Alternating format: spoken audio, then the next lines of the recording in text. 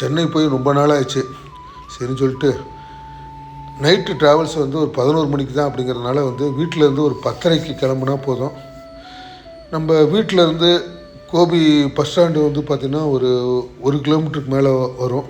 அதனால் நம்ம 2 வீலர் எடுத்துக்கிட்டு முதல்ல வாங்கின பழைய எக்ஸல் வண்டி, அந்த வண்டியில் போயிட்டு கோபி பஸ் ஸ்டாண்டில் சைக்கிள் ஸ்டாண்ட் இருக்கும், அங்கே வண்டியை விட்டுட்டு இந்த ட்ராவல்ஸ்க்கோசரம் வெயிட் பண்ணுறது.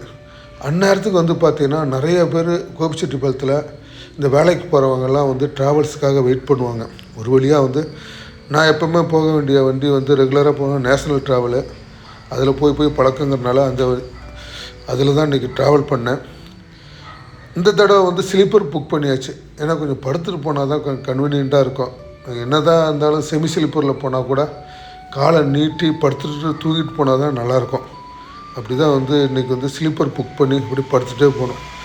விடிய ட்ராவலு, அந்த நைட் ட்ராவலு சென்னை நோக்கி வர வந்து பார்த்திங்கன்னா கொஞ்சம் பனியெல்லாம் கொஞ்சம் ஜாஸ்தி ஆகிடுச்சு. ஒரு வழியாக வந்து நைட்டு ட்ராவல்லாம் பண்ணிவிட்டு சரி இடையில வந்து டக்குன்னு தூக்கம் வரல. எந்திரிச்சு பார்க்குறப்ப வந்து இன்னும் வந்து சென்னை செங்கல்பட்டு ஏரியா வரல. திருப்பியும் படுத்தாச்சு.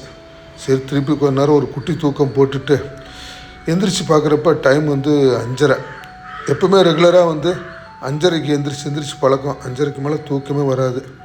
சரி இன்றைக்கி கொஞ்சம் பஸ்ஸு லேட்டு. எப்போவுமே 5:30க்கு வந்து மகேந்திர வேர்ல்டு சிட்டியில் இறக்கி விட்ருவானுங்க. சரி 5:30க்கு மேலே அப்படியே ரோட் சைடில் அப்படியே பார்த்துட்டே வரப்போ தான் ஒரு வழியாக வந்து இந்த பரனூர் டோல்கேட்டு வந்துச்சு. பரனூர் டோல்கேட் வந்தாவே நம்ம ரெடி ஆகிக்கணும். மகேந்திர வேர்ல்டு சிட்டிக்கு இறங்குவதற்கு வந்து நிறைய பேர் இந்த தடவை வந்திருந்தாங்க. சரி ஒரு வழியாக வந்து நாங்கள் வந்து இந்த மகேந்திர வேர்ல்டு சிட்டி கீழே இறங்கியாச்சு. சரி அந்த நேரத்தில் அந்த மகேந்திர வேர்ல்டு சிட்டி வந்து பார்த்திங்கன்னா பயங்கர பரபரப்பாக இருக்கும்.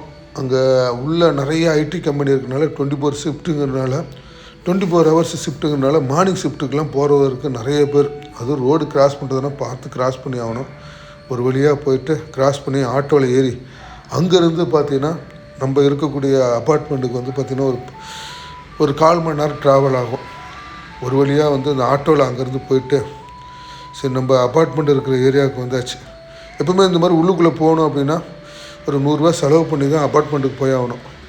ஒரு வழியாக வந்து அப்பார்ட்மெண்ட்டுக்குள்ளே வந்தாச்சு. மேலே லிஃப்ட்டில் போகிறதில்ல, கொஞ்சம் எக்ஸசைஸ்க்காக வேண்டி மாடிப்படி ஏறுறது. ஒரு 3 மாடிப்படி ஏறி தான் அப்படியே ஒரு வழியாக வந்து ரூமுக்கு போய் சேர்ந்தேன்.